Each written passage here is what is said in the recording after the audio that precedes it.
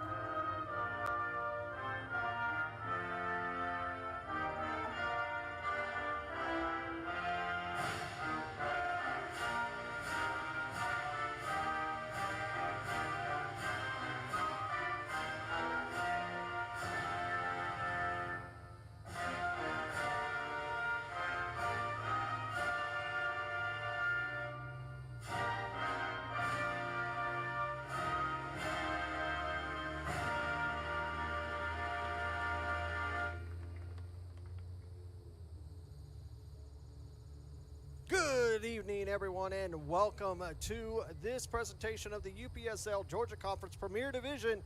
It's Kalonji Pro-Profile versus SSL, brought to you by Images Frozen in Time, the Shiloh Derby.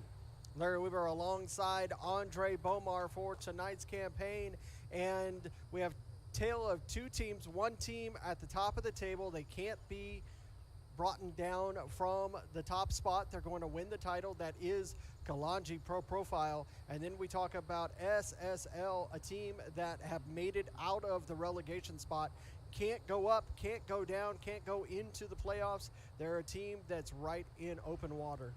Well, definitely a low-pressure game for both of these teams. Like you said, they're pretty well set for what's going to happen in the post city, with Kalonji having a postseason, SSL not getting it this season. But it's a celebration day for a large part for Kalonji Pro-Profile. They're going to lift the trophy after the game today for their accomplishments during the season. They were chased down by Portros to the final day, just did pip them. And so now today should be a lot of low pressure and hopefully a fun and entertaining game between these two at the Shiloh Derby. Look at the highlights and the lineup there for both teams. Keep an eye on Kalen Kalonji up on top, replacing Kareem Tamimi in the starting. Biggest man on that roster is Owanja Madard. He has gotten 6 goals in the last 3 matches. He is going to be the one that I'm going to have my eye on. Yeah, you wonder if he's going to continue his scoring prowess. You wonder what he could have done if he has had the entire season with Kalonji Pro-Profile. But as it is, Mbamio from Portros was the star in the scoring this season. Underway, Kalonji Pro-Profile get us underway there in their all-white kits, moving from left to right. SSL in their navy blue kits, they're going to be moving from right to left.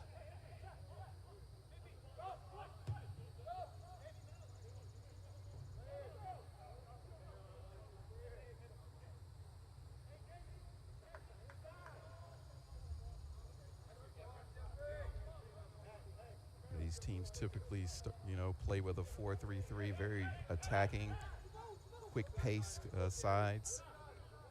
And today, like I say, without all the pressure of the competition, they should be able to enjoy that at a high level. So let's see if they do this. We don't want it to be anything less than an exciting, high-paced game here. As we see SSL trying to press a little bit here. Last match for Kalonji Pro-Profile, that 9-2 win. Yeah, that was an amazing performance because that early on in that game, Albion was playing very well, and they were staying toe-to-toe with them. But the way Kalonji plays, they're methodical. They never stop attacking, and they just, when the goals started going in, and they just kept going in.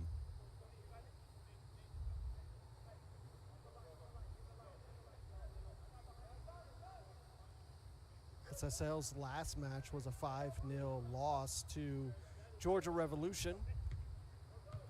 It just happens that it works out that these two teams go against each other at the end of the season. This is always an interesting one every season. For those of you that do not know, this SSL team started out as Kalonji Pro-Profile's U23 team. They splintered off a few seasons ago. Yeah, it's tough when you have 2 different teams that have a berth from the same club. And, in the Premier Division, you're not supposed to have 2 teams from the same club, as we see SSL breaking through. Hall gets cut off there by Irving. But as it was on paper, SSL were able to separate into 2 different entities. And there's still some cleaning up to do there as far as the coaching staffs and things of that nature, which we'll do for next season. But it really does give more opportunities for more players. And that's the main thing about a pro development club. You want to give as many opportunities to as many players as possible.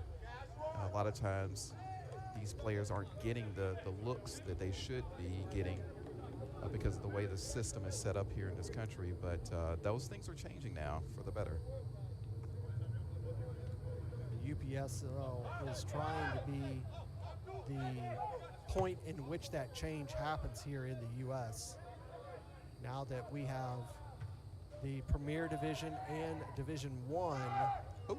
That one finds its way into the back of the net off Can you of a believe deflection. SSL go up first. Pretty sure he didn't mean that to happen as way it is, but boy, it really does make a statement there for SSL and the Starbies to start things out this early in the match.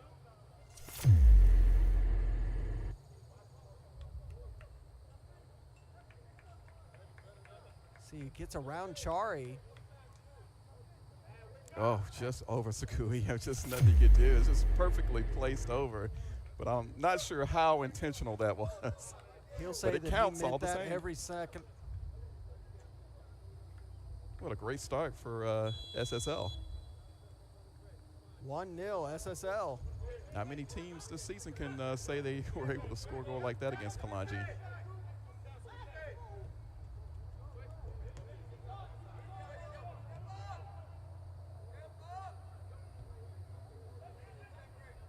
This is all for the bragging rights, Larry. Here's Shiloh.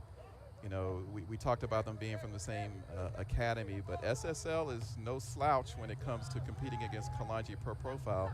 They're not going to give them a break. They're going to want to beat them.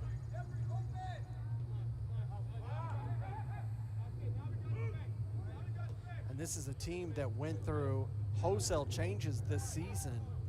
The roster completely flipped for this SSL team. Yeah, even the coaching started out under Tony Tiente, now is under Alan Reed, who's taken over the reins as the gaffer for SSL. That's what I talked about, that separating the coaching staff as well as the players, the organization. And SSL starting to get their own identity now, separate from Kalonji.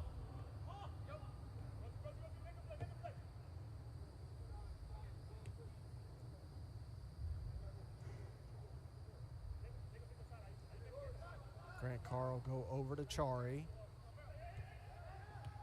Quickly up to Ramos. That one's going to roll all the way back to Sakui. You do wonder, Larry, will this make Kalonji angry?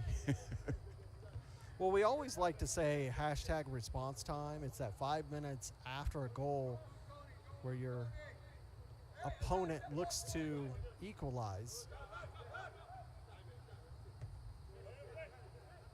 Yes, when you're vulnerable, as we always say, get over the euphoria of scoring the goal. Sometimes you get a little lax in defense. And it was Apia who scored that goal.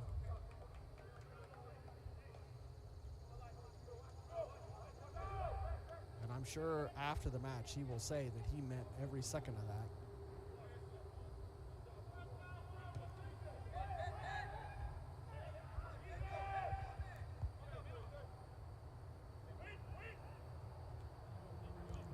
Another competition we have going on today is going to have an impact on the Premier Division for next season. We have the promotion playoffs, and that's the match between Middle Georgia United FC playing against Atlanta Fire FC.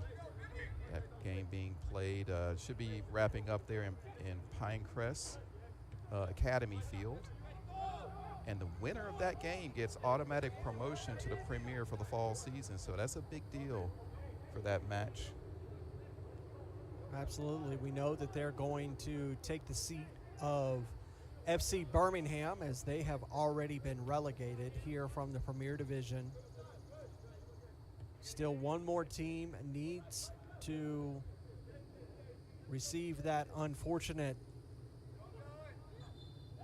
pink slip and make their way out of the Premier Division. Right now, it's Albion SC Atlanta.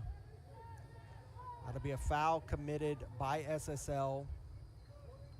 It's about 40 yards out. Probably just get back underway, and indeed that's what they do. Over here to Irving and Povalatsky. Kalen Kalonji, he spent some time away on MLS Next assignment. He's back with the UPSL roster. Pavlotsky wanted a foul. He didn't get it. Ends up getting called for a handball. Irving. Demise has become his new partner in the center back role. They just get stronger and stronger, Kalonji, when it comes to attacking. They just have this never-ending conveyor belt of attacking players. And even for the postseason play, you can see the likes of Junior Sandoval and others that might come into the side. They're already on the roster. Demise is trying to slide it across, and he's not able to get contact on it.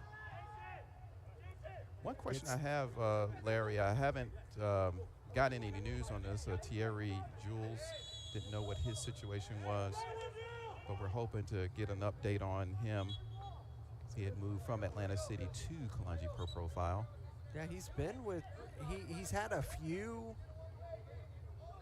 caps in this UPSL spring season with Kalonji Pro-Profile, but he hasn't been in that active role that he was when he was with Atlanta City. Yeah, and I think we got a result coming in from the playoff final. Unfortunately for Middle Georgia, it looks like they are going to have to battle through the playoff bracket if they want to find their way into the promotion, into the Premier Division, because Atlanta Fire defeated them 2-1. So congratulations to Atlanta Fire for earning a Premier Division promotion. Yeah, unfortunately that game was not streamed live by ASMG, but we did record the game, and we'll have that up loaded possibly tomorrow, full broadcast of that match, and see what happens along with highlights. Here we go. Medard slots it across, but there's nobody there, and it's going to roll out. It'll be a throw deep in SSL, but the center official says that it came off of an SSL player, so it will be a Kalonji throw. And as you said, going back quickly about the playoff final, is that the loser does re-enter the division playoffs, and he still has an opportunity to earn promotion to the Premier for the fall season, but they have to win the division playoffs. Which is not going to be an easy task. And for any of those teams like Atlanta Fire that are going to be promoted to the Premier Division, this next season in the Premier Division is going to probably be the most difficult that we've had since the Premier Division's been created, as we have some bigger clubs that are joining the UPSL Georgia Conference. Chattanooga FC 2 is coming to the Premier Division. And we might have news about another big club coming in for the fall season. It's not official yet, so I can't announce it. But yeah, it's getting high level now in the Premier.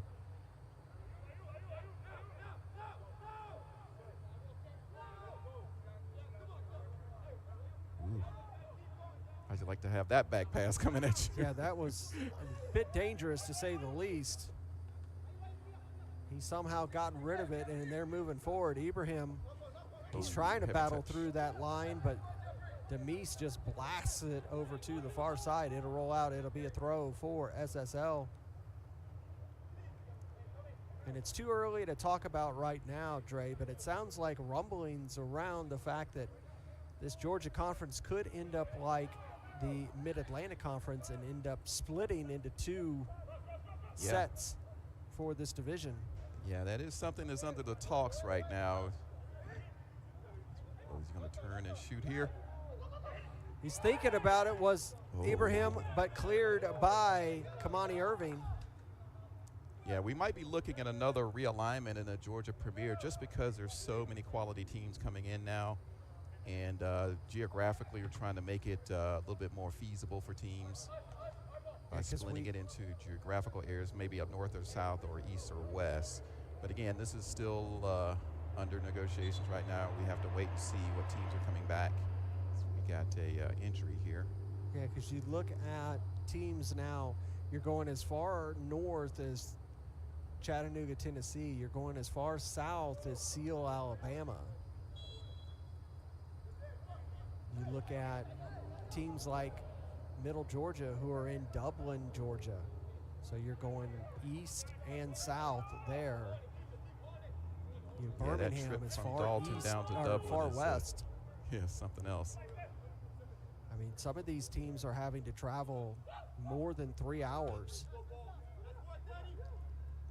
Yeah, even with the women's game yesterday between Peaches FC, which is a Middle Georgia team, against North Georgia. You know, that was a 4-hour trip for those girls coming down for that match, and then a 2-hour weather delay on top of it. And a great game that was. It was another one that we live stream on UPSL YouTube channel. It was fun to call, and I have to say that the winning goal from Woods, she was just as stunned as it went in the back of the net as everybody else was. Yeah, I think that's going to make the one of the goals of the month video coming up this week. Hall lays that off to Ibrahim, trying to work his way around Grant Carr and Kalen Kalonji. Not able to get around the two Kalonji players. They're able to work out of that tight space. Going to be a foul committed over there against Pavlotsky.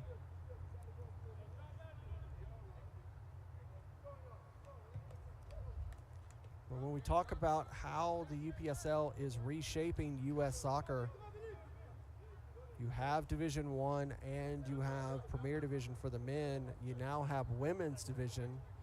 Next season, we should see the launch of a full-fledged academy system here in Georgia. Yeah, I mean, the UPSL already has it all. I know there's a lot of noise about USL employing promotion and relegation. UPSL has had that for many years now. And now we're employing the youth academy along with the women's division. It's pretty much a complete league and a pathway up to the professional ranks. And any look at the UPSL.com website, you get these stories of these individual players that are making it to the professional ranks, not just here in the United States, but in Europe and South America and in the Orient as well. And you look at the likes of Jan Diamande, who went over to CD Leganes with La Liga, got his first professional goal this season. And you think just 2 years ago, he was winning a UPSL national title with AS Frenzy. Now he's playing with the tops in La Liga. Shows you anything is possible if you apply yourself, but if you're in a league like this sanctioned by USSF, you have the opportunity. It's up to you to apply yourself to get there. And now we're sharing it with the women, and the youth are getting involved.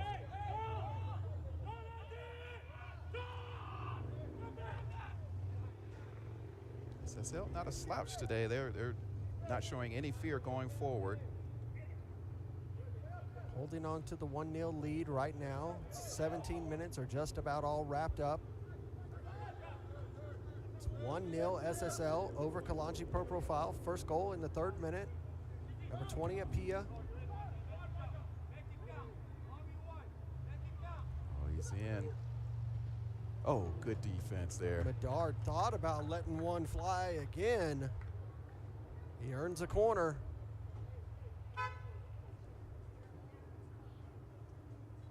So far, toe-to-toe here, SSL and Kalonji.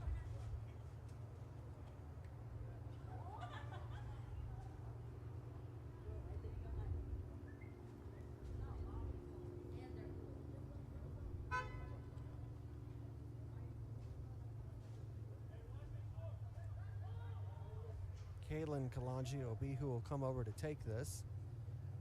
Kalen reminds me he was the last person to win the fans' favorite goal of the season. We're going to have another one of those contests this season. We skipped last season. This will be an outswinger. Straight up into the air off of Orson, but it will be a goal kick.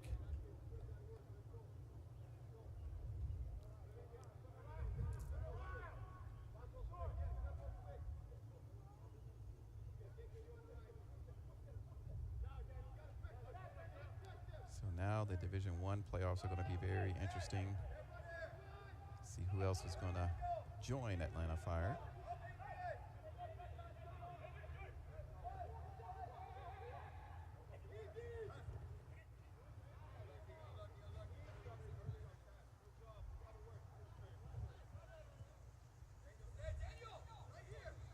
Talk about these two teams and how they are shaped.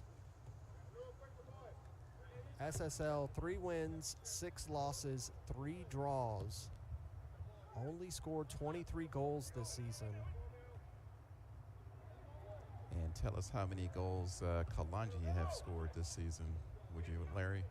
Yeah, absolutely. Kalonji Pro-Profile, 10 wins, 1 loss, 1 draw. They have scored 54 goals this season. I believe they've only conceded those 13. It's just amazing performance throughout the year, which makes it also interesting with the likes of Georgia Revolution and Portros, the only 2 teams that take points off of Kalonji this season. They're going to meet again, possibly in the playoffs at some point. I think it's probably inevitable that one of those 2 teams are going to face Kalonji.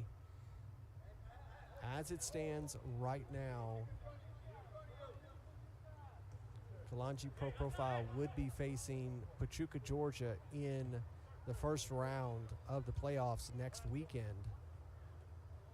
That by virtue of North Georgia unable to get a win today. They had a 0-0 draw with Georgia Athletic, which confirmed them out of the playoff picture for this season. And it's put Pachuca in it. So now this last weekend, the only other thing to determine really is the placement of the rest of the playoff teams that are already confirmed. That will be done today. And there's a game Wednesday as well. Yeah, we're still waiting. Laminio and Albion. And that's a critical one for the relegation race because Albion is fighting for survival. And Fountain City is having to wait and see what happens there. Fountain City right now is just above the relegation zone, but Albion have 2 games in hand, one of them today. Yeah, a win today or Wednesday means that they're safe and Fountain City are down. Yeah, I'm sure right now Fountain City is rooting on Pachuca, Georgia, because Albion has to play Pachuca, Georgia today and then Laminio, Georgia on a Wednesday. When we look at the only other teams that we really need to know where they're going to stay is Laminio, Georgia. They're playing Pachuca, Georgia on Wednesday, and we also talk about yesterday, they were playing Georgia Revolution. Georgia Revolution were up 4-0, and then Mother Nature stepped in, and unfortunately that game was abandoned due to storms. So the question there is a provision in the rules for the UPSL that the league can allow that result to stand as is depending on the circumstances, and that's a league decision. And with the fact that this is last week and playoffs have to start this weekend. Yeah, I mean, when you look at the result, if the impact of it really doesn't change anything in the competition, then there's less likelihood of having to force them to play again. Because you're basically forcing those teams to play, or especially Laminio, you're forcing them to play 4 games in 8 days. And they're trying to prepare for the playoffs, and that could really have a negative impact on their preparations for the playoffs.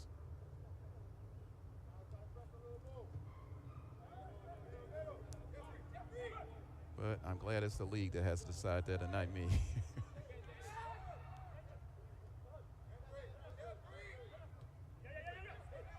don't think I've in all the years I've been with the UPSL, don't think we've had a situation like that before.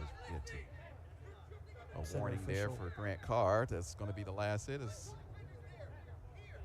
center ref Peacock is saying our center that's official knows that these two teams, as much as they know each other, these are brothers, and brothers will fight with each other harder than anybody else. Sibling rivalry. But as it stands right now, Georgia Revolution, they're locked into third place. They can't go up, they can't go down, even depending on those points from Laminio. Yeah, Laminio has an opportunity. If they were to win the last two games, they could, technically they could go above Georgia Revolution, because I believe they defeated Revolution. I have to double check here. Yeah, and that's if they're forced to replay the game against, kind of a clumsy challenge there on Grant Carr from behind. No hard feelings, they shake hands there. If they were to defeat, if they were to defeat them, then they would go up. Yeah. So many different variables that I got to look at. Yeah. Yeah, if that result stands, then Laminio still can move a bit if they win on Wednesday against Albion. But they will not get home field advantage. Yeah, if Laminio defeats Albion, that'll take them up to 21 points. So they'll jump above Georgia. Georgia Athletic, they drew today, so they only had 19 points. So they'll jump above them into sixth place. Right. So it really, the only change would be who they would play in the first round of the playoffs. So they would go from playing Potros to playing Georgia Revolution.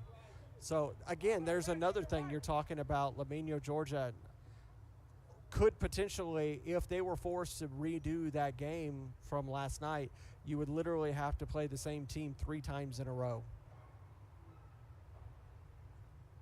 in a week. Yellow card there. Yellow card issued to, I believe, the keeper in the 26th minute. Yeah, well, maybe 2.5 times. 2.5 times. If we want to pull straws. Yeah, if you want to get technical. Yeah. I don't know. You need a slide rule to figure out some of these things, including all the tiebreakers we were talking about. I've said it on the back pass. It's head-to-head now. I even had a discussion with the UMA team. We're trying to figure out the possibility where they would be if they get home field advantage. But, the reason Dalton United are in 4th and not 5th behind UMA, who has a better goal difference than Dalton United, but Dalton United defeated UMA during the season. And that's the tiebreak, the first tiebreaker. Now, if they had drawn, that's a high boot, but he's going to play on. Hall gets taken down by Tiente, and no goal, no foul. But there's a foul. Oh, he's got a foul. So I got the ball.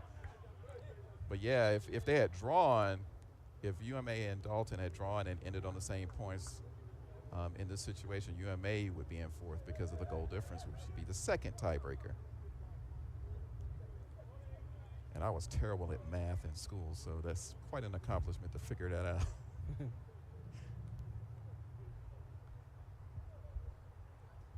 Free kick for Kalonji. Tony Tiente over the ball. 2-man wall in front of him. Lifts it into the box. Grant Carr is there, but he is called offsides. SSL getting to 28th minute here, hanging tough, still shutting out Kalonji.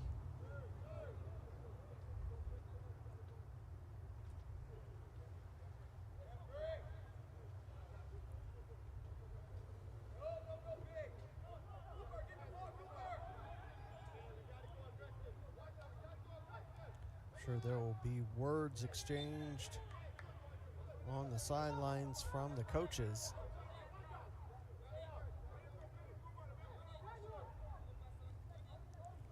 update halftime. Give it in just a moment when we get a break here.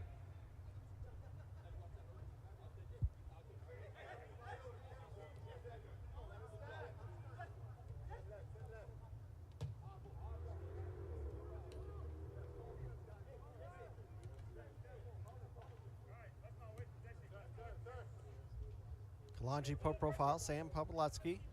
He'll come over here to Demise. Demise up to Daniel Tumasi. Tumasi wanted to get that up to Medard, but Medard knocked off of momentum from Orson. Capilla, captain of SSL, he's being pressured by Kalonji. Ramos gets it, gives it to Medard. Medard gets tackled by Orson. Good tackle from the center back for SSL. And he almost got turned to get a good shot on.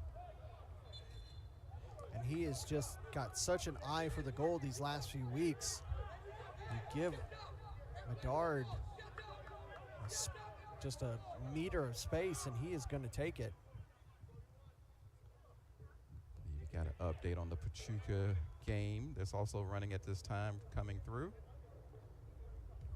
I think it's halftime there. Pachuca is up 1-0. And Fountain City FC fans just celebrated. Yeah, they need Pachuca to win. So things are working out in the first 45 for even Fountain City, who are probably Pachuca's #1 fan right now. And not what Albion needs. They could find themselves right back down to Division 1. Yeah, they still have that Wednesday game, but it's against Leminho. Not an easy game, playoff team.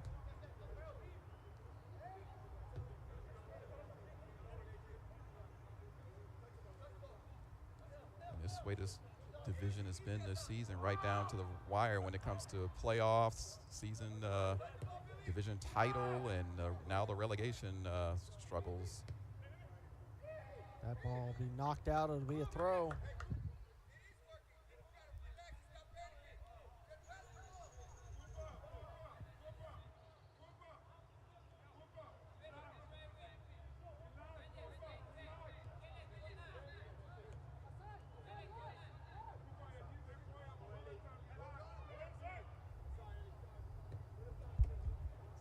Continued advancement in this Georgia Conference, like we were talking about. One of the things that we'll see coming in the fall is you're going to see a new division for Georgia Conference called Division A, which will be designed for teams that have second teams like North Georgia 1s and 2s and UMA 2s. They'll be able to play in their own reserve division,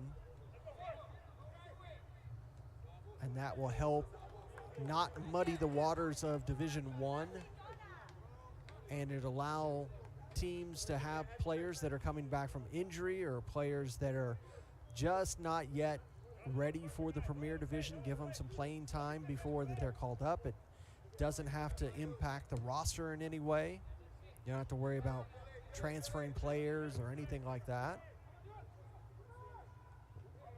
Yeah, the transfers are done, but it's when it's within the club, there's no fee or complication. You just move them from roster to roster, and that's the good thing about the A-League for these clubs. It gives them additional resources through the season up to the roster freeze to use these players, and that'll be true of the academy as well. And you'll have the 13s, 15s, and 17s. Yeah, and we're also going to consider the U19 teams for the A-League as well. And you look at a team like Leminho, they have a lot of very young players. You know, and you look, I mean, even though that they're no longer a part of the Premier League, you look at a team like Atlanta City when they were playing, they would commonly have 14, 15-year-old players playing in this Premier Division.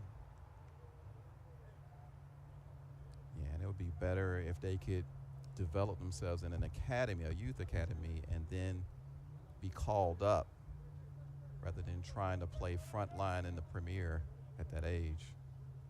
Yeah, we don't need the likes of another Freddie Adu. Huh. Yeah, don't get me Sorry, started. Freddie, you've become a meme. Great player, unfortunately. You became The a way he meme. was treated, though, was pretty criminal. So Yeah. that's all I'll say on that right now. Yeah, well, unfortunately, He was Yeah. not done right yeah, by anybody involved, unfortunately. unfortunately, he's not the only player that has ever gone through that. Yeah, I wish the UPSL was around when he was developing. I think the likes of Marcus Rashford will go down in the column books that he could have been a sensational player, just was used up way too much as a young player.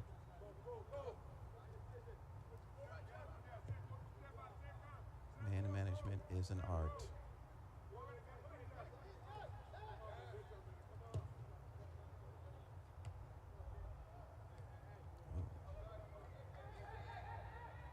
SSL win the throw. 35th minute is still 1-0. SSL getting that goal in the 3rd minute. Bit of a fluke goal. I don't think anybody would be upset with me saying that. I don't even think Apia would be mad at me for saying that. Be a Kalonji throw. Grab another void ball. Void the official match ball sponsor of the UPSL. High boot there from the SSL man. He'll earn a yellow card for that. Yeah, it wasn't intentional, but it's going to be an automatic yellow card for dangerous play. Unfortunately, that is the rules. You know he didn't mean it. He just instinctively stuck his foot up. Yeah, he knew right away to help him up. No hard feelings there.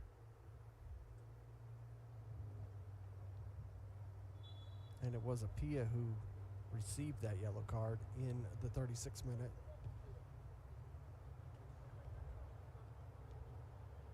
Yeah, got a rarity here of Kalonji trailing near halftime. What a big scalp for SSL if they can pull off the win here. It's like a cup final for them. Kalen trying to flick that one forward, not able to get it around Orson. Hall keeps it in. Again, very hard to see the touchline here at Charlie Jordan Field, as it is that gray line in between the two white lines. And it can sometimes be difficult to see. Kapia gets us back underway. Gets it to Hall. Hall controlling it. Lays it off. Go back to Orson.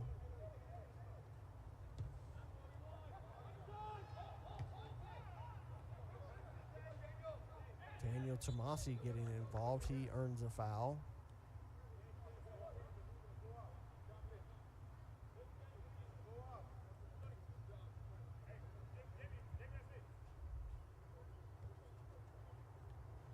Not as explosive as we've had before in the Shiloh Derby. We've had some of these derbies, just goals scored at will. Yeah, this is a slower pace, more chess-like. Kamani has space to move forward. He goes into center circle, surveys the field. Elects to just go back to Grant Carr. Grant's playing more of a center back role with Demise moving over to a right back. No foul called there for Medard. Yeah, 50-50 there. Little back heel flick gets cut off by Tiente. Chari, Carr, wins it. Goes back to Irving. He'll let it roll for Sakui, who comes out of his box to pass it forward. Povolotsky, give it to Tiente. Goes all the way over to Irving, and he'll come over here to Demise. Demise fighting for it, winning it back, loses it from Hall, but a great tackle from Irving, and immediately gets it forward to Daniel Tomasi. Jumps over a challenge. Chari and Povolotsky share passes. Tomasi wanted to let that one run, but it just rolls out. It'll be a throw.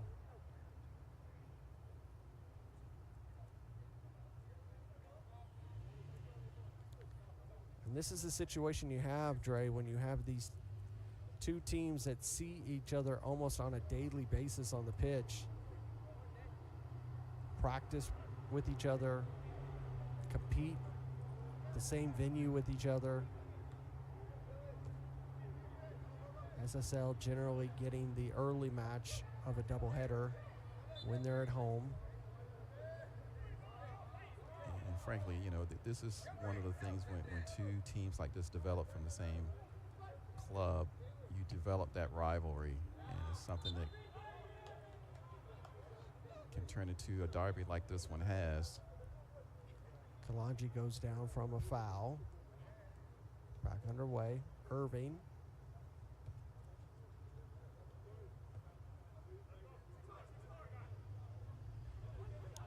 You know, I like to jokingly talk about the Spider-Man scenario with the two center back captains, Cooper Gapia and Kamani Irving.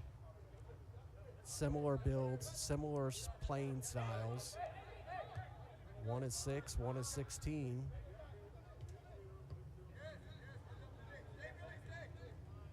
It just shows you how similar these teams are. They both are a foundational point for not only the defense but the attack of both of their squads. Here's a good ball forward. Medard's going to get there. He's got the speed. Hits the brakes, goes down, but no foul is going to be called. Yeah, he's not going to get that call. Medard has the afterburners to turn on. We saw that last week when we were watching that match. Yeah, I would have put money on Medard getting at least a shot on goal there. He's been on fire. Foul there, and yellow. Carr will get his yellow card. He's been building up to here in the 41st minute.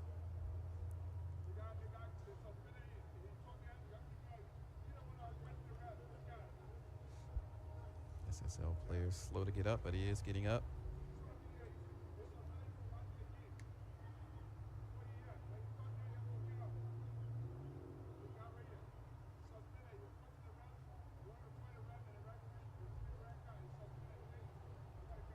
It's quite an accomplishment.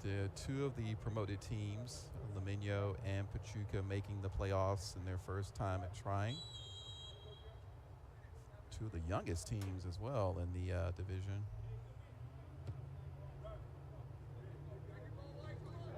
Handball by Demise, not called.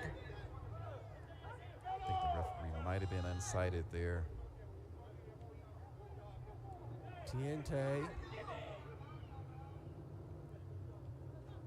Medard.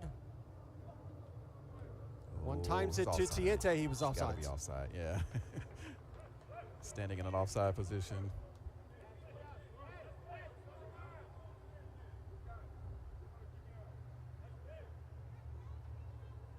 Seems like we could see the intensity increase for Kalonji Pro-Profile. See if they can score a goal before we get into the half with only 3 minutes to go plus stoppage.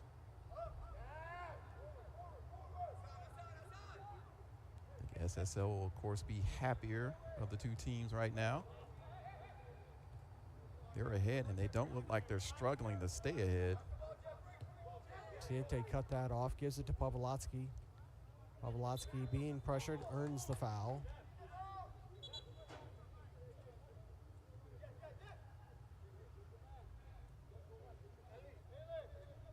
Center official having a conversation with the foul giver. Demise able to keep that in. Good touch. Thought about a scissors, laid off, cleared by SSL. Didn't get fooled at all.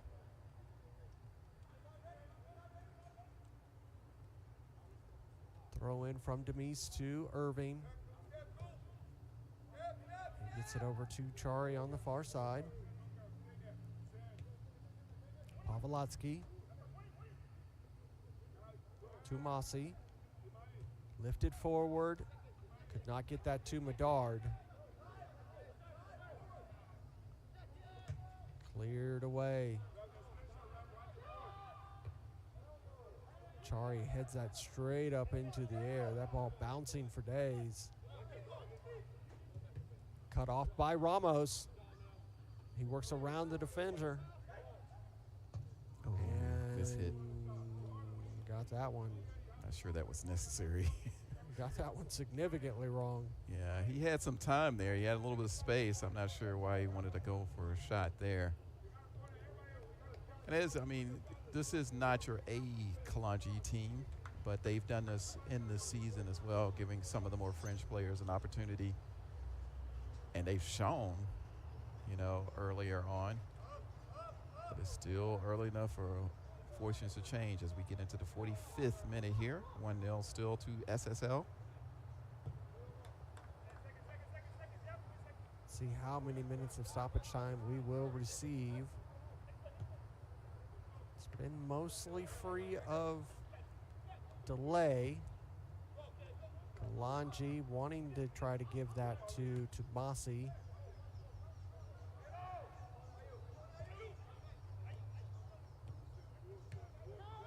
Two minutes of stoppage time we will receive. Demise able to win that one. Goes all the way back to Sakui.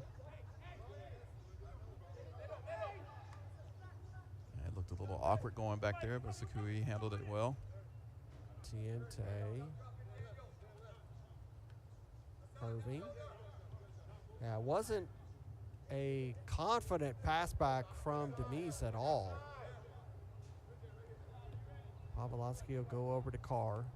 Carr will have a little bit of space to move forward.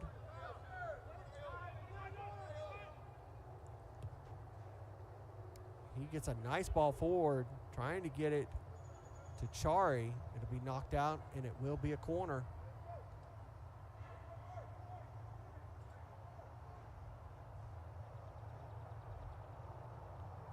Kalonji Kalonji will come up to take this. It'll be an in-swinger.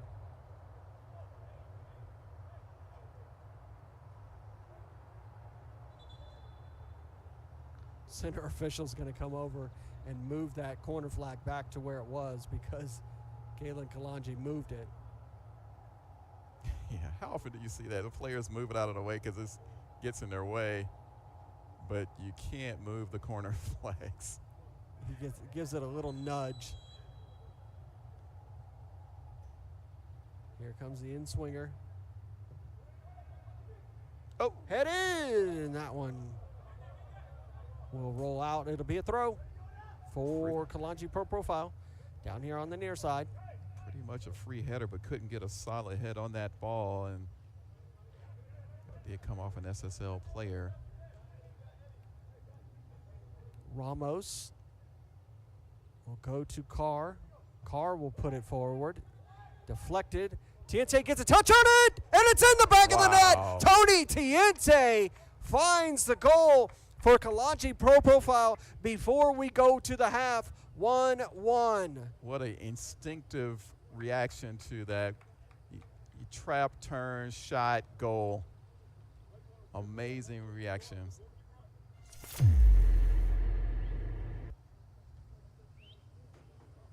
Here he goes, tipped up in the air there. Nicely done. Tips it to himself, turns and shot it through a crowd, and that was just it.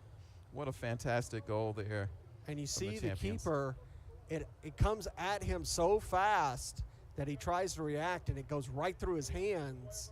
Yeah, there's nothing he can do. I mean, it's right through a crowd of SSL players. And literally right at the last half. kick. What about timing to score there? It's almost like a prophetic call saying the fact that expect them to pressure and push to try to get a goal before half, and indeed they do. We go into the half. Kalonji Pro-Profile 1, SSL 1. SSL has to feel really confident with that first 45 minutes of play. They played really well. Kind of feel done wrong a couple times on some fouls that weren't called. We'll see what happens in the second 45. Talk to each team's captains, see and coaches, see what the plan is for the second 45. It'll give us a chance to step away, get a beverage and a snack for you, and we'll come back. We'll give you the second 45 here at Charlie Jordan Field. It's Kalonji Pro-Profile 1, SSL 1. We'll be back in a few moments.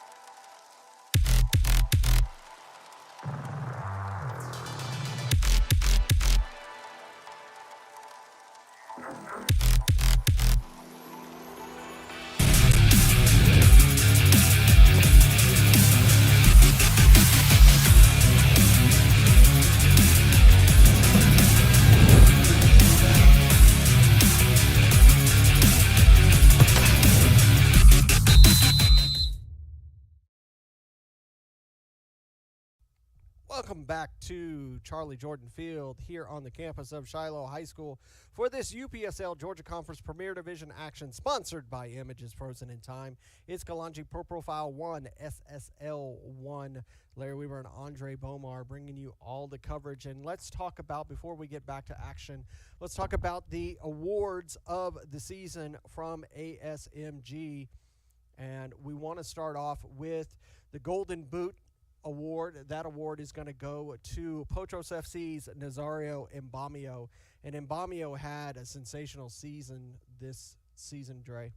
What a revelation he's been coming into a very talented club at Potros, already sporting Mark Bonneau, who was one of their top attacking players. Now they got Mbamio, and boy, has he come on strong. And it's a factor as to why they ended up at the top of the table, just underneath Kalonji Pro-Profile.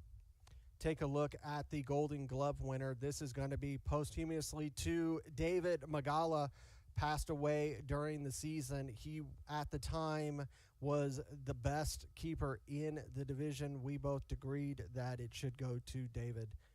Yeah, very deservingly so. He's spent a number of seasons at the top of the game as the goalkeeper. Tragically, we lost him to a car accident, and it's only fitting to honor him with the Golden Glove, since he was already the best, goalkeeper with the best record as a goalkeeper in the division. Manager of the season, once again, Christopher Yaronga of Potros FC. He, like I said earlier in the early match with Georgia Athletic, he is the one that sets the bar to show the rest of the UPSL how you run a club. Yeah, I don't know of anybody else that comes close to the organization that he has and the standards he sets for his club. But also, on top of that, his contributions to the league in providing that professionally run club. And look how they've come. When they first started, they were at the bottom of the division, basically coming from a recreational, league like the ADSL, now a fully running professional club that is on the verge of getting to a national playoff. And the last award going to Coach of the Season, Georgia Revolution's Alec Morrison. And Coach Morrison has shown time and time again how to defeat the big teams. He's the only coach that has defeated Kalonji Pro-Profile. And like we were talking about earlier, I had an opportunity to talk to Coach K from North Georgia United, and he said that you can go back and look at really the point in which their season took a turn for the worst. It was when they went against Georgia Revolution. Yeah, it's just tactically the way Alec Morrison runs the club. They go into a game, any game, against anyone with the ability to make adjustments to come out ahead, and that's what they've done with Kalonji Pro-Profile 2 seasons in a row that only they have done. Potros has come close, but Georgia Revolution has gotten over the hump with them. SSL got us started here in the second 45. Of course, they're in the navy blues, and they're moving from left to right. Kalonji Pro-Profile in the all whites, moving from right to left.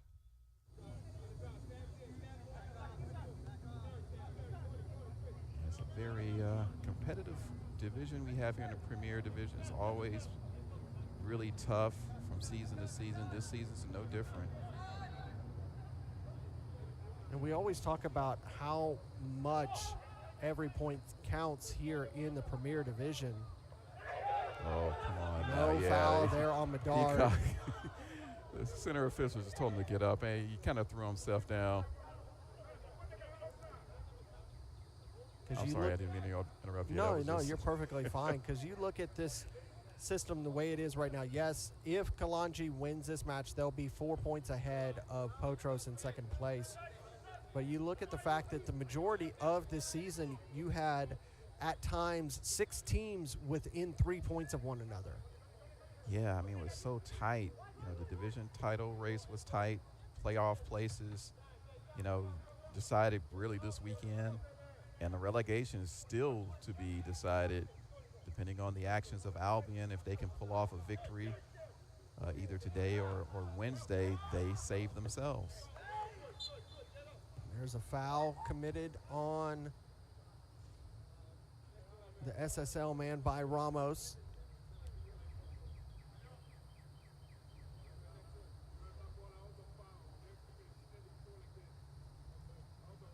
Because you look at some of the competition that this Georgia Conference is going to have to face once we move into the national tournament.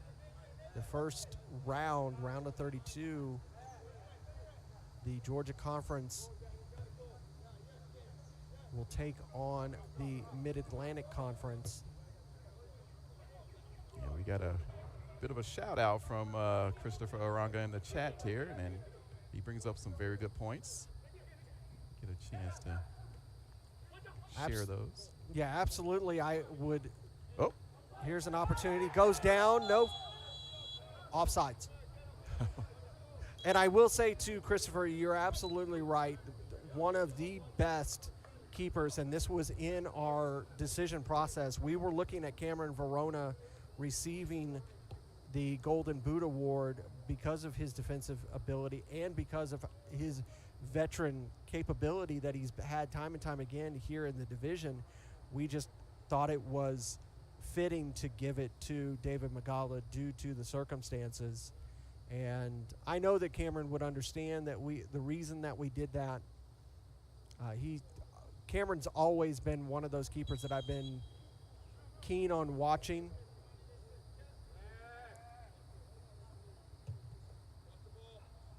Yeah, you know, it is tough. I mean, it's great to have so many great keepers and players in general in the division, you know, and with Kalonji allowing the fewest amount of goals and scoring the most, it's so easy to get bogged down of who's going to be tops in each category. But it's a nice, you know, problem to have, and I really like the Georgia Conference. It's one of the better conferences in the UPSL nationwide.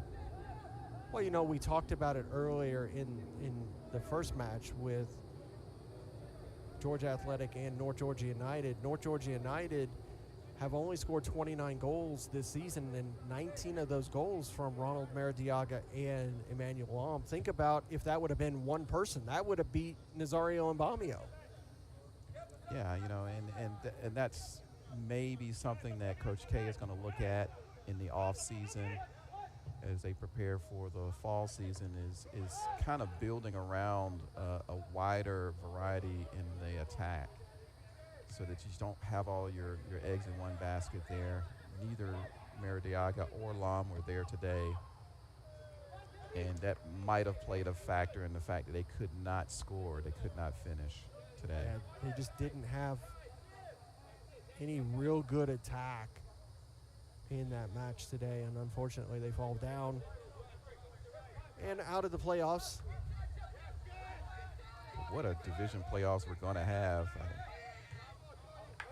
I think that one of the things probably not going to do it this season, but next season we're going to try to have a little bit of a contest with people to predict the division title winners, the relegation teams, as well as what happens in division. Maybe give a prize to the winner. But this season we will have another competition. I'm hoping to have best, not only just the top goal or the fans' favorite goal, but perhaps even the fans' favorite save. Giving a little love to some of the goalkeeping work that's been done in this division. We have some of the best goalkeepers, as we just discussed. Yeah, you look at a couple of those saves today from Mendiola, excuse me. But you look at Schultes, some of his play in the last few weeks. You look at, of course, Verona.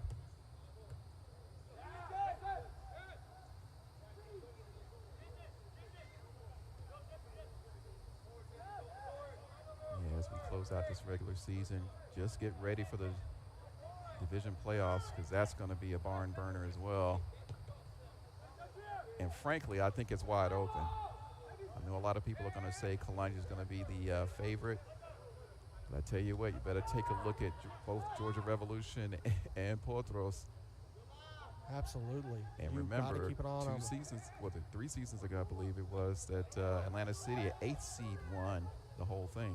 Yeah, and they had to take on Atlanta United at the time, Kalonji Kalonji. Pro-Profile at the time. And their main striker, and it's something that we were talking about pregame. The main striker from Atlanta City coming over here to Kalonji Pro-Profile, and he hasn't been in the 11, much less even the 18 for the majority of the season. Yeah, I don't know why. It could be that he's on trial somewhere. I'll have to ask Bruno about that. Dard fighting there. with Orson, and this time Orson is going to get the yellow card. Is it outside? And it's going to be outside the box. It's right less than a yard out of the box. His desperate defending there. Allowed the player to get behind him. He's like desperate to keep him from getting a free shot on goal there. And you can see this ball here, Dre. Yeah, you see, he got it behind him, and he's like, well, I'm going to have to bring him down. He's going to eat that yellow. Well, and it's good that he did it before he made it into the box. Yeah.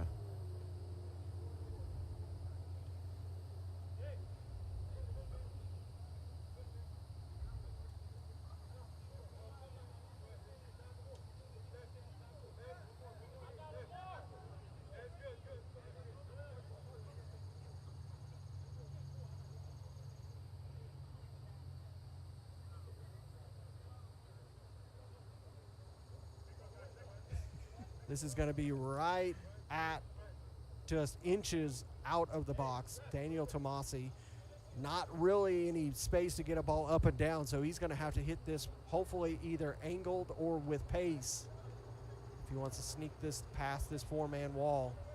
It is in range, though, Larry. Curl it right. Off of the feet.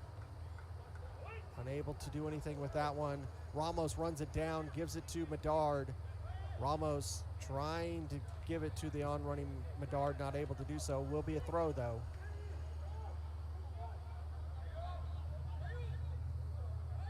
Go back to Demise. That one will be deflected off, will be a throw.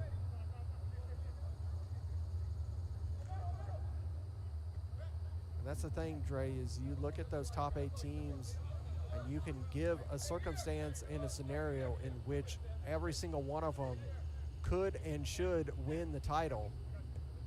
Yeah, I don't think there's going to be a surefire one.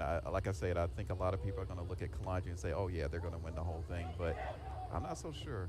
There's a ball across. Still in play. Tomasi couldn't get it released. Still in play over the bar. Desperate defending did enough there. Another team that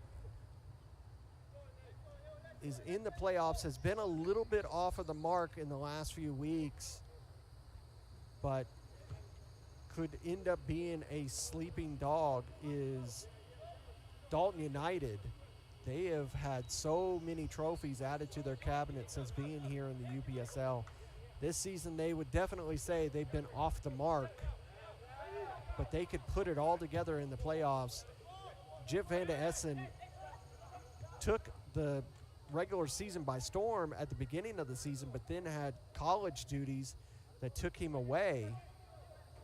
Yeah, he just hasn't had that consistency and consistent show in the team yet. But you're right, Dalton United is a team that I really felt was underachieving this season, but here they are with home field advantage in the playoffs with that fourth seed spot there. Just getting ahead of UMA on head-to-head tiebreaker. And UMA is a team that really put it together this season and made it into the playoffs.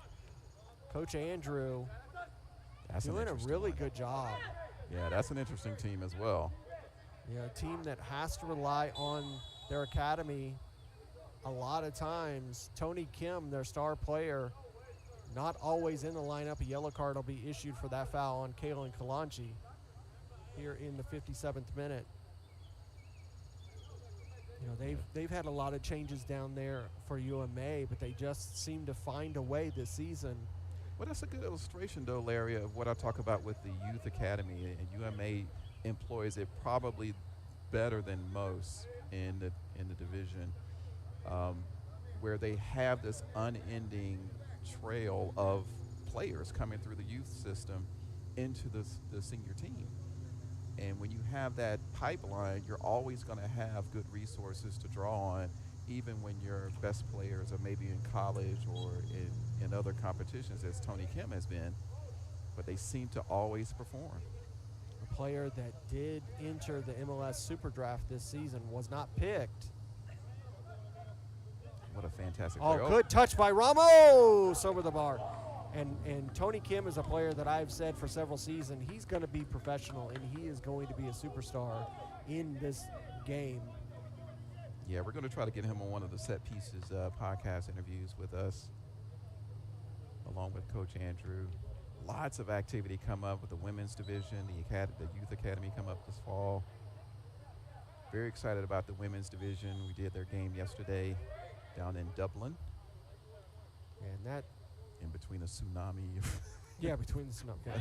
And that's a division that has already grown exponentially for next season.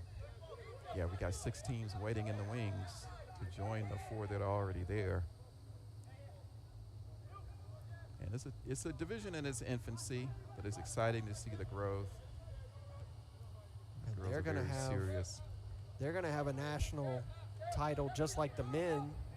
That title is going to be in Kansas City for the Final Four. The men's Final Four will be in Irvine, California.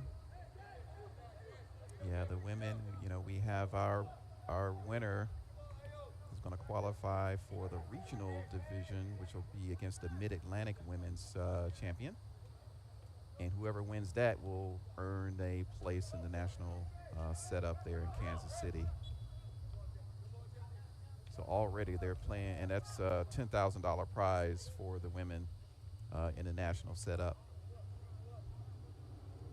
But it's a setup that just started growing. That money will continue to grow as the league grows. For the men, that prize pool has, look at that, he's being tugged back, Bedard. Did the ref not see that? He has his whistle in his mouth, but Bedard still has possession. And he's going to run away again. I don't know about that, Larry. I mean, at what point do you blow the whistle there? Because Bedard's being controlled by 3 different people. I mean, I wasn't watching the referee. I don't know if he showed advantage. He never showed advantage. He put the Yeah. whistle up to his mouth, but he never he made the An call. advantage. Yeah. Oh, well. I mean, it was on the wrong side for him. It could be that he didn't see it. And we don't have VAR. Yeah. Which wouldn't apply there anyway, but. Bedard wins it back. Oh, he's got the ball and And he wastes that one. destroys the shot. That's awful. That ball bouncing pretty much all the way to Grayson. But the men's side, they've been growing and growing ever since becoming the Premier Division. Now the prize pool has grown to 55,000 throughout the time of the divisions. Every single round is going to have money distributed. Yeah, when I first came on, I think the national picture had a $20,000 purse. Now it's $155,000. And the women should grow as well. Over the top. Oh. And Kalen is going to earn a yellow card there. And SSL should be worried because we have 3 substitutions ready to go for Kalonji Pro-Profile. One of those substitutions is going to be Kareem Tamimi.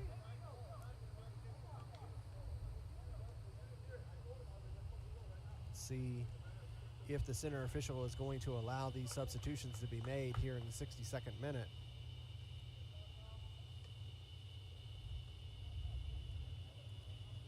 And you know that it's summertime when you hear the wonderful sounds of the cicadas out there.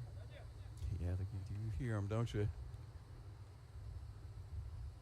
And Ramos will be one of the players that's going to step away, as well as it looks like Daniel Tomasi and Samuel Pavlotsky.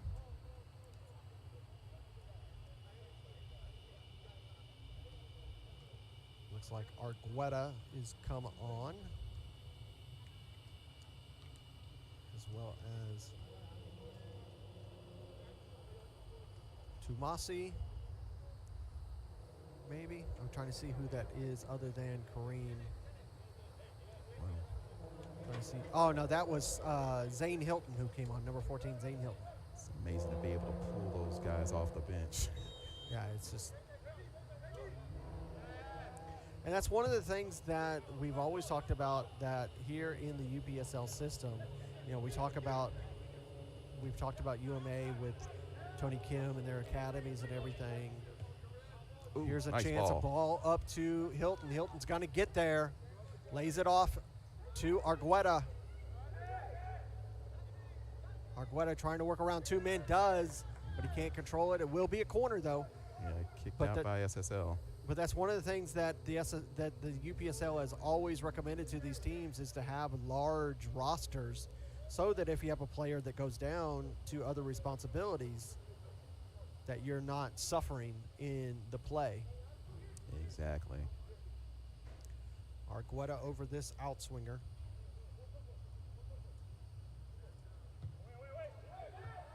That one through, had eyes for the goal. It's the second time we saw a free header there. He got into space, just couldn't direct it.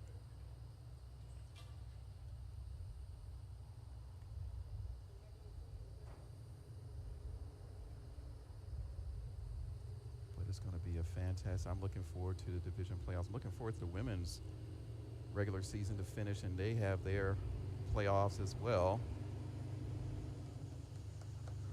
It's football all year long here in the UPSL and here on ASMG. That is the one thing that the UPSL provides that the other leagues do not. It goes spring and fall. Other leagues that are in this level of competition in U.S. soccer only play one season per year. Plus, they don't have this level of national tournaments. Yep, and you see, you're going to see more of the UPSL teams in the U.S. Open Cup this season coming up this fall. Hopefully a number from Georgia will be involved. Deflected off of Grant Carr. Dalton United last year had a good run in the U.S. Open Cup. Yeah, they did very well. Had a tough schedule, which I think affected them in the end, but they were a good showing, a good representation for the Georgia Conference.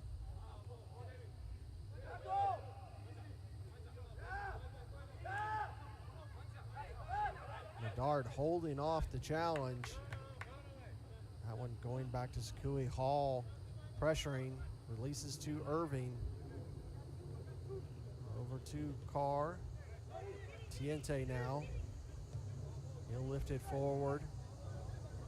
Good touch by Demise. He'll give it to Hilton, but Hilton was just offside. Just a bit offside.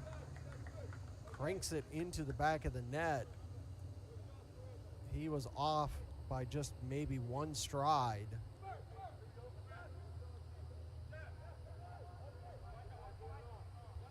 "67 minutes we have entered. It's 1-1. Kalonji Pro-Profile and SSL FC.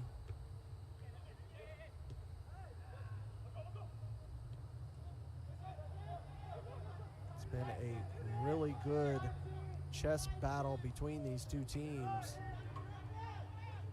Bedard gives it to Kaylin Kalonji. There's only a piece that I would say from this second half is, it seems like in the second half, SSL has gotten more physical than technical.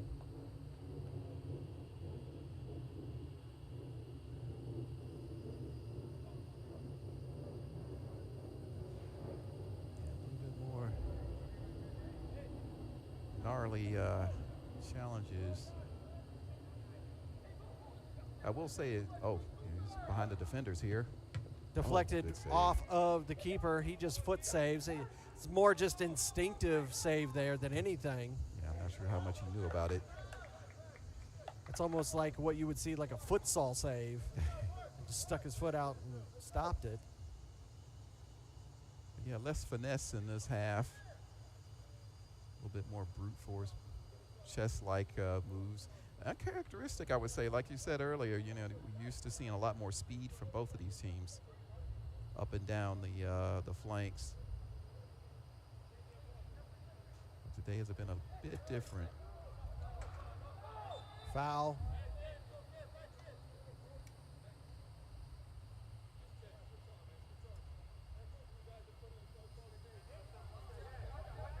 But like you said, these two teams,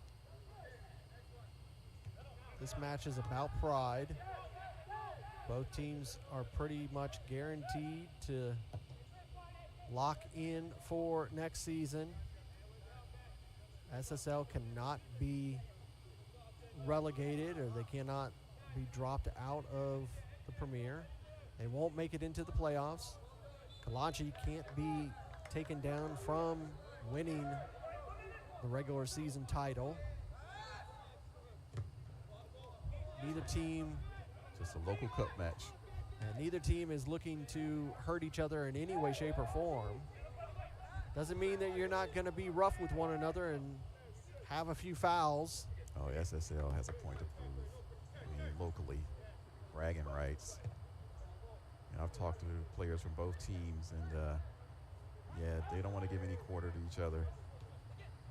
Tried to get that one through Gapia with a great tackle, win that ball. Tiente surveys the field, tried to give it to his old Atlanta United 2 teammate, Tamimi. 1-on-5 right now.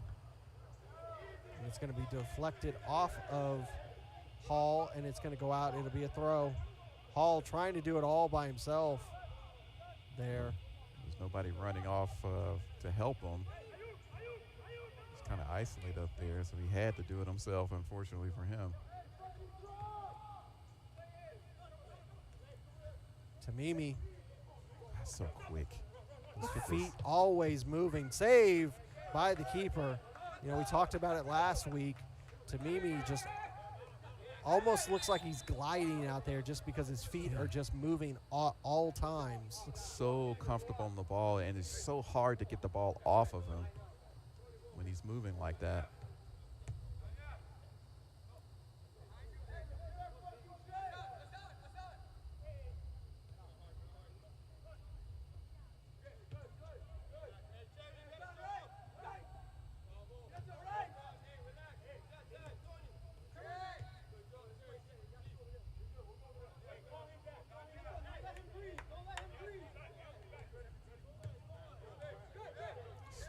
Methodical.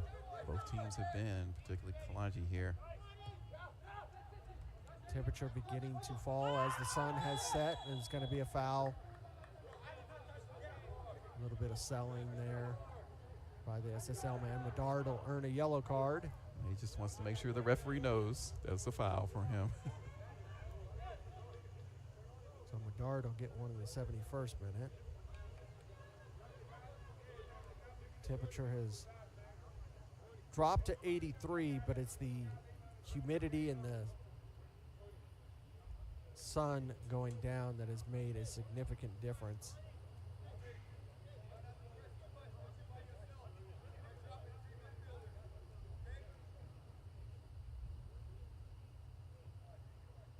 Yeah, he's going to be okay.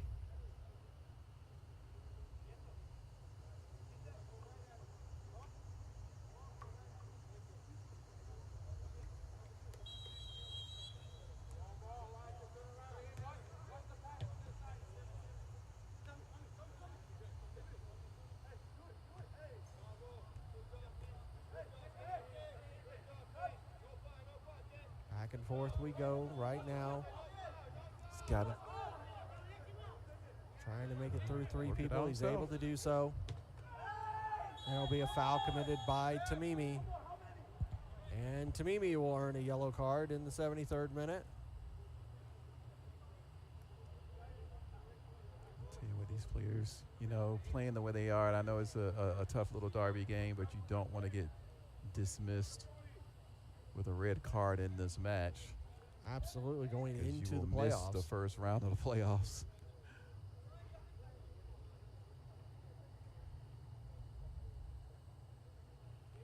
Like I said, as it stands right now, Kalonji will win the regular season title. They will go up against the 8th seed next week here at Shiloh High School. Potros FC will be home at Marietta High School. More subs for Kalonji. Kalen Kalonji coming off, Medard coming off, and Chari coming off.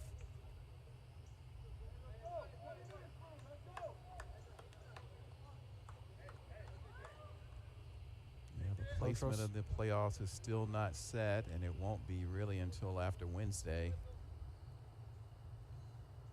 Georgia Revolution, they'll take on the 6th seed.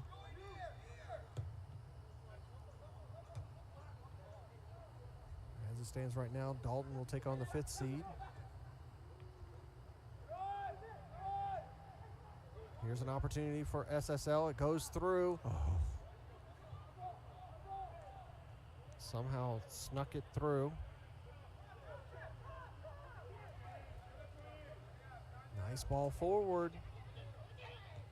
A little give and go. He's got space, does Hilton. Hits the brakes. Trying to get that ball to Isaac Tumasi. He goes down, no foul. Get right back up. Still battling for Kalonji. That one deflected off of the SSL man. Still in Kalonji's possession. Shot taken, that one off the mark and out for a goal kick. Pressure beginning to build. A little scramble in front of goal there. Half chances for Kalonji. But a poor finish in the end. You know, we talked a little bit ago about Dalton, about how their season's been a little bit off, and one of their issues that we've seen over the season is they've had real trouble when they've been on the road. Yeah. And here they're going to open up the playoffs at home. So this could be very, very beneficial for Dalton United. Yeah, I mean, if it holds this way, they'll host UMA in the first round, and that would be an amazing game. Got a player down, looks like a cramp. Trainer coming on for the SSL man. He's up. Yeah, the referee did call the trainer on. Wonder if that's going to have him leave the field here. Yeah. Kalonji, after already completing 6 substitutions, they've got their 7th one up, ready to go. Give everybody some minutes.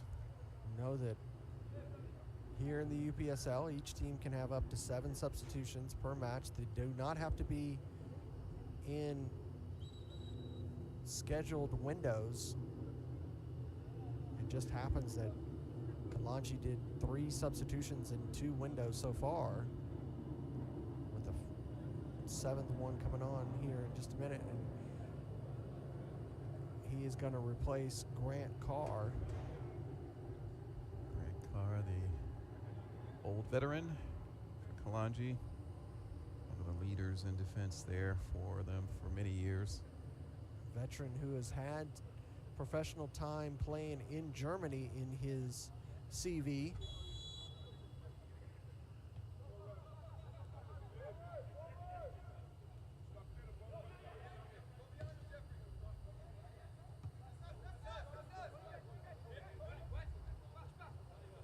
It'll be interesting to see, Dre, if once we get into the playoffs, if we're going to end up with any shootouts like we've had in the past. Yeah, I wouldn't put it past these teams. I think we're going to see a lot of goals.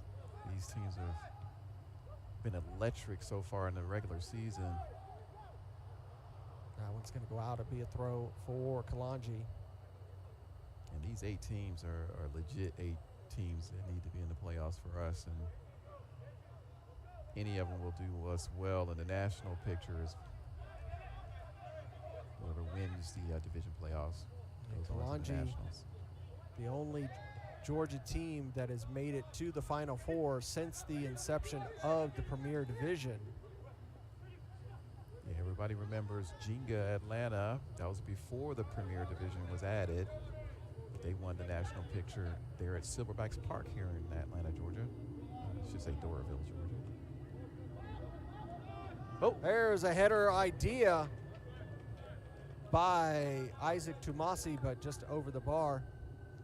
And you really have to say that that match was the inception of ASMG, as we were there covering a lot of the pieces for the UPSL. Yep, I remember it well, getting started, sort of organically grown from there, and just much like the league has. It's been a joy to cover these teams, develop. We've seen a lot of changes over the years. We've seen a lot of teams come and a lot of teams go.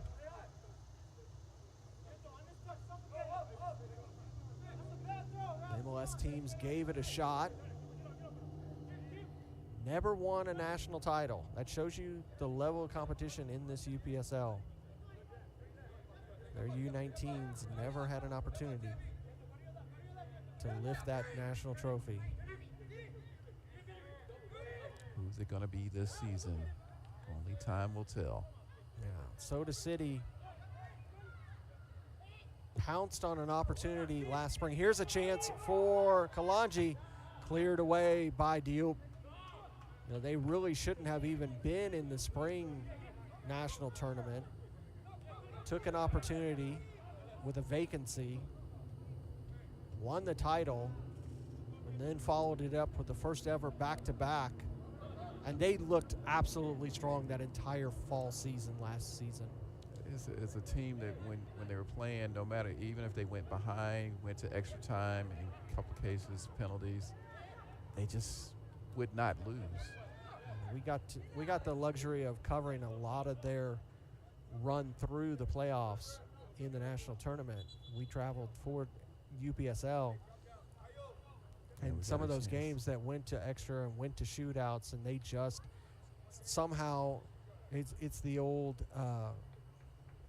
Marvel cliche, whatever it takes, they found a way to win those matches.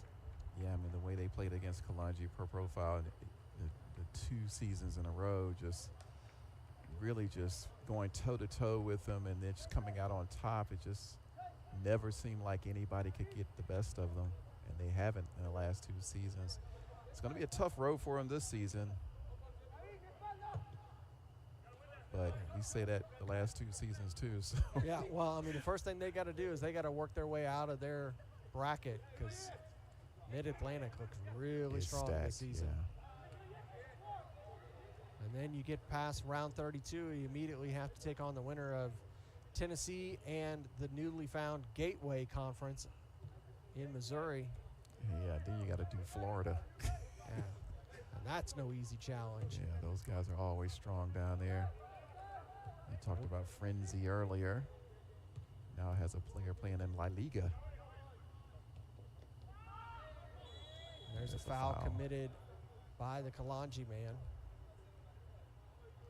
Yeah, this is where you see the future stars in world football.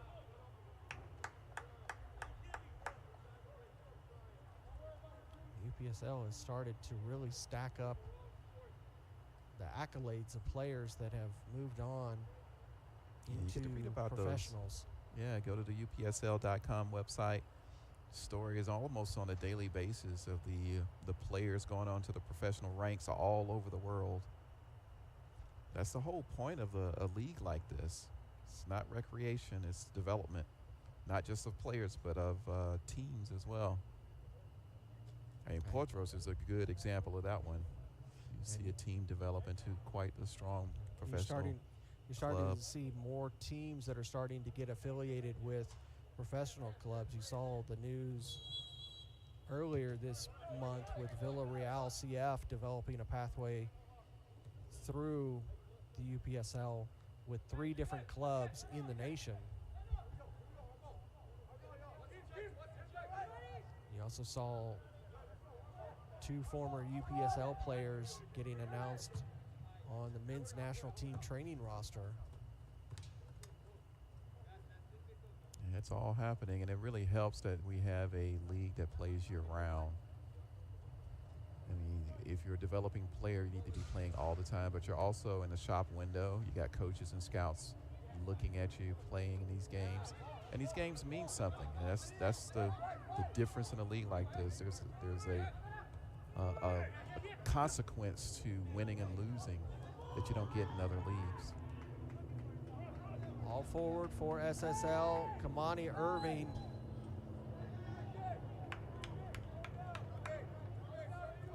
Into the 83rd minute, we're still tied up.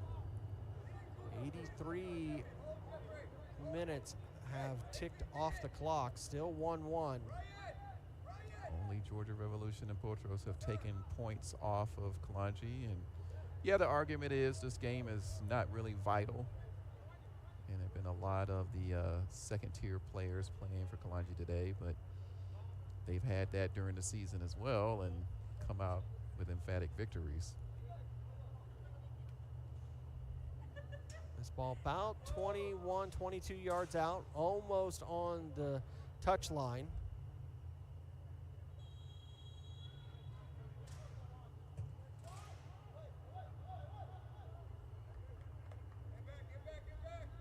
Talk about Mid-Atlantic. You also have to talk about the Kentucky-Tennessee Conference. Tennessee Tiempo not at the top of the table like we've seen them in seasons and seasons and seasons past.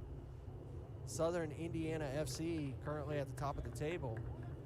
They had a really good showing in the U.S. Open Cup.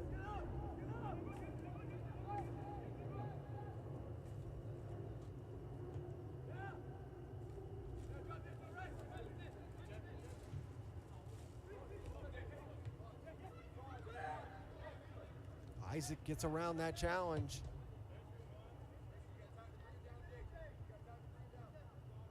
Headed in the air, Aguero with a beautiful little ball forward.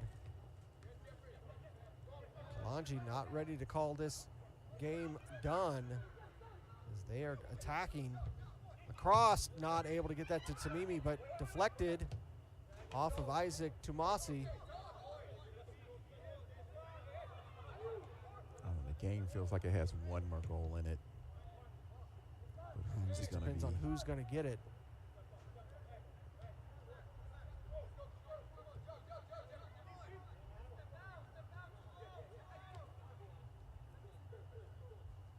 You ask yourself when you see SSL play like this today, couldn't they play like this during the season? Here comes Tumasi, or excuse me, Tamimi. And that one's nicked out. It'll be a throw. Tamimi coming down the near line.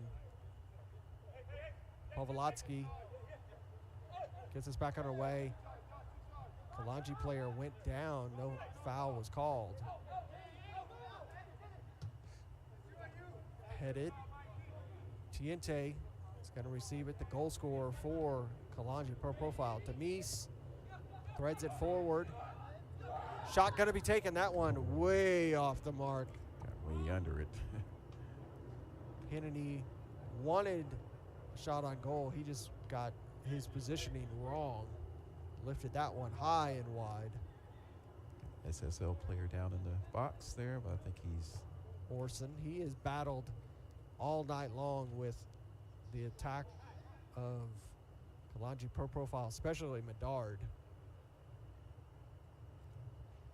He had to come in the game knowing he's going to have a handful to defend against Medard. Medard has been on fire the last few games. Yeah, you wonder, like with the likes of Yip Van Essen and Medard, if they had played a full season, what difference could that have made in things like the Golden Boots? As it went out there. But even the fortunes of Georgia Revolution, could they have maybe gotten another win in there?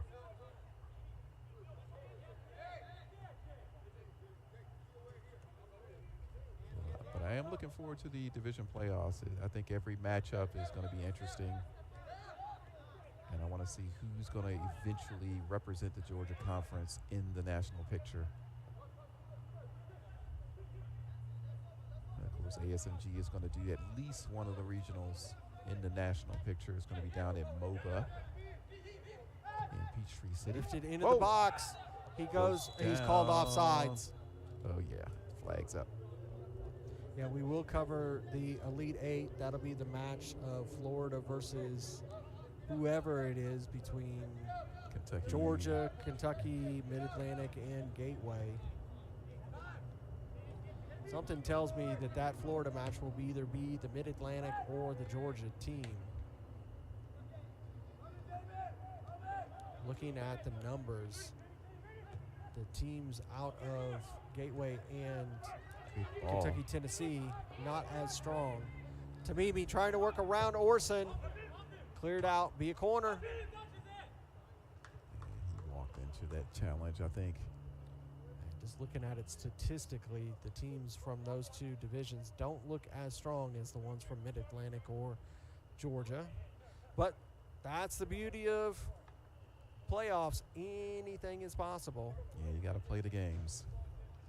It'll be Pavlotsky who will come up to take this in-swinger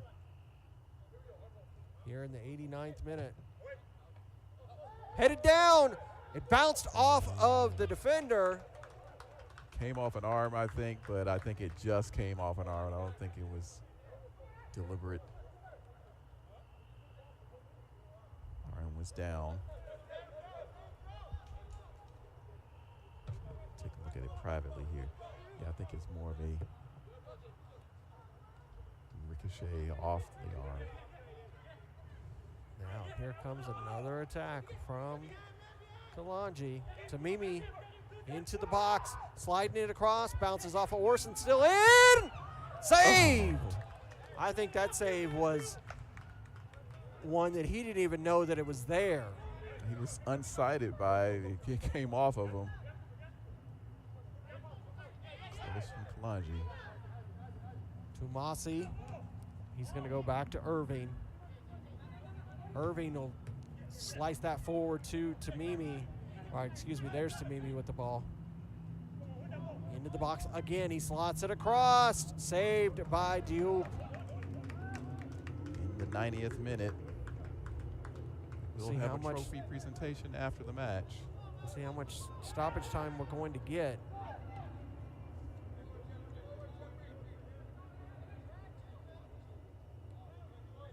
Ball's out, throw for Kalonji, quickly taken.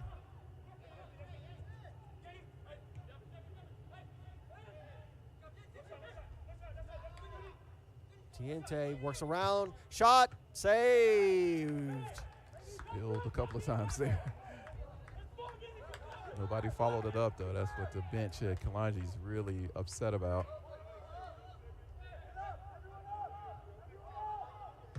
Diop releases. Stoppage time. Can SSL hold on for a draw here?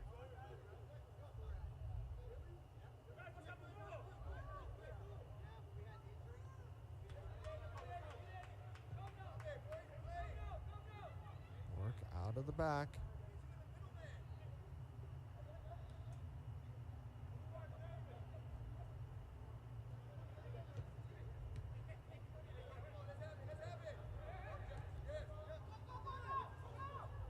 No indication of stoppage time. I don't suppose we'll get very much of it. The fourth official has not shown the indication. And we may not get it, so we'll just have to be patient and wait and see. We'll see what happens.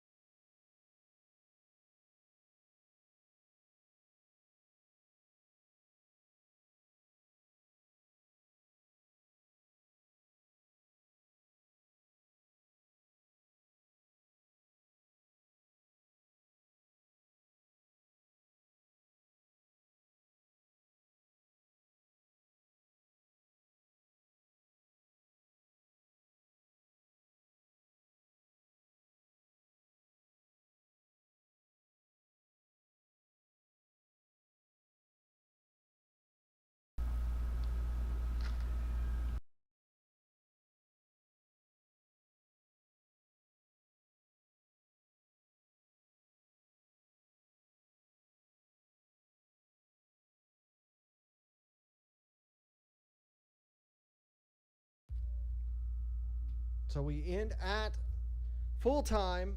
Kalonji Pro-Profile 1, SSL 1. Really good matchup from both teams. 1-1 is the score.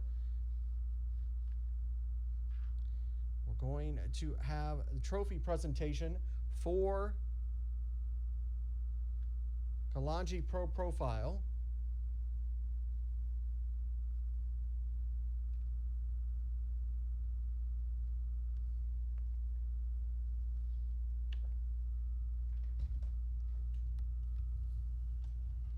And this is going to give Kalonji Pro-Profile home field advantage in first place.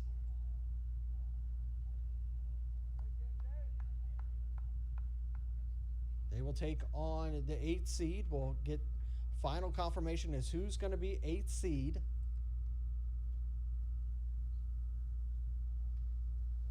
Good showing from both of these teams. Both of them had an opportunity to score late in the match, but it ends up being a draw here to end the season. Kalonji will end the season undefeated. Well, excuse me, not undefeated. Let me spit that out. They end the season with a 10-1-2. The only loss being to that Georgia Revolution.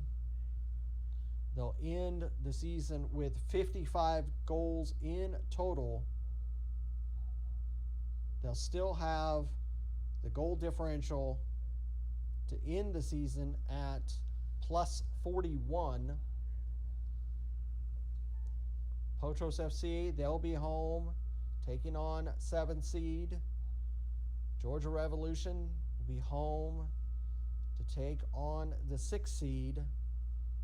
And then we will see what happens with that last little bit. Does Dalton United stay at home? Does Lamino, depending upon that match between Georgia Revolution, if the league decides to let that goal or let that result stand at a 4-0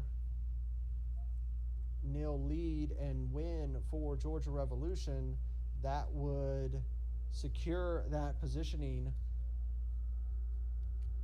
for Dalton United.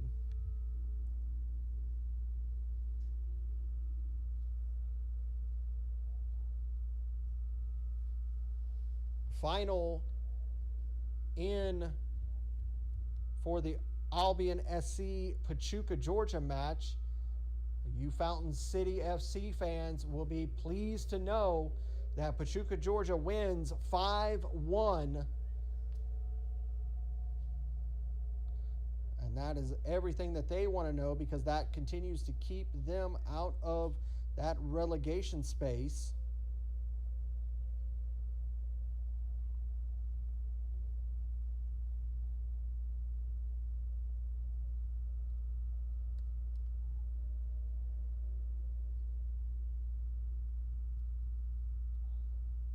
You look at the games here in the final week of the playoffs.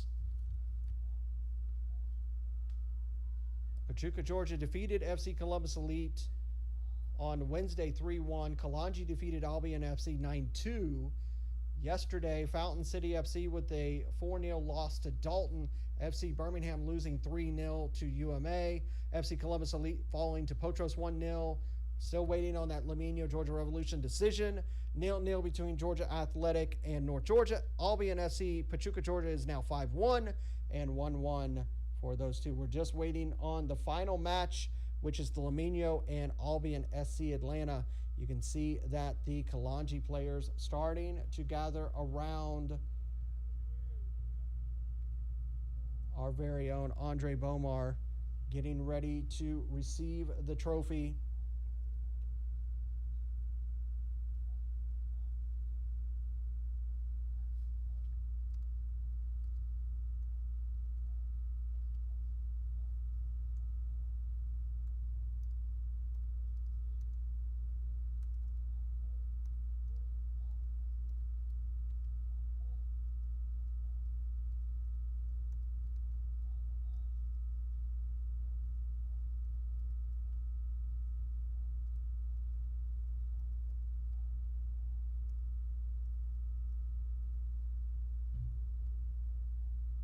they are with the trophy.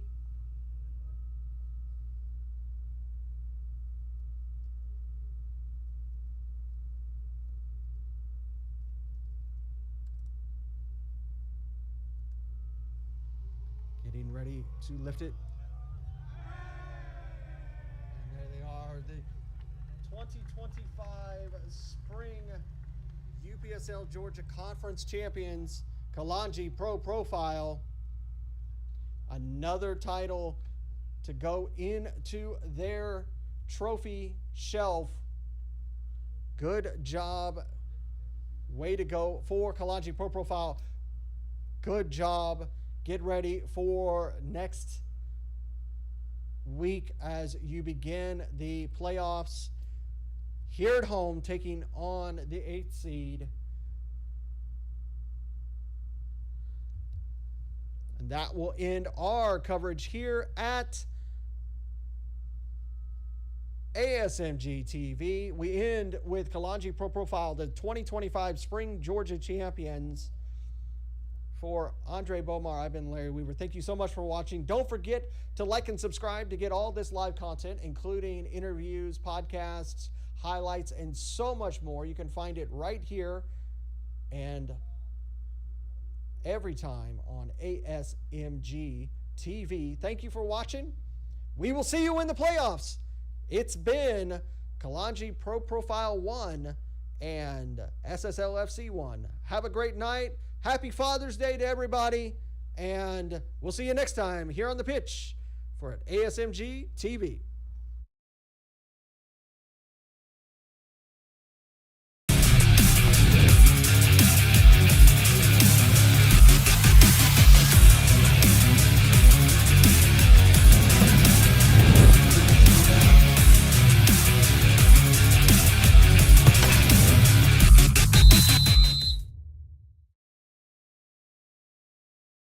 This has been a presentation of the UPSL. Any use of this broadcast without the written consent of the Atlantic Soccer Media Group is prohibited.